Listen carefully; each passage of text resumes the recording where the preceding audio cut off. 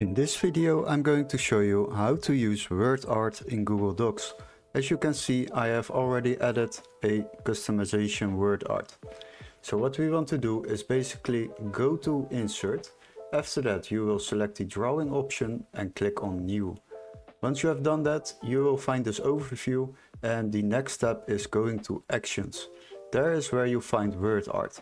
So now type in the word you would like to use for this WordArt. Let's say WordArt, and now it will be added. But you can customize this to your own preferences. So what we want to do is give it a fill color. You can choose a solid color over here, like this, or you can also select a gradient color. And what you can do is choose a default one, but you can also customize your own colors, like here. So what we will do now is we will choose a default one, and let's select this one.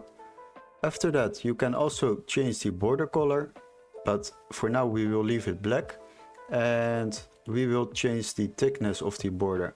So we will select 4 for example, and as you can see the border thickness is now changed and made a little bit thicker. So once you are done with customizing, you can save and close, and now the WordArt will be added into your document. And that is how you use WordArt in Google Docs. Thank you for watching.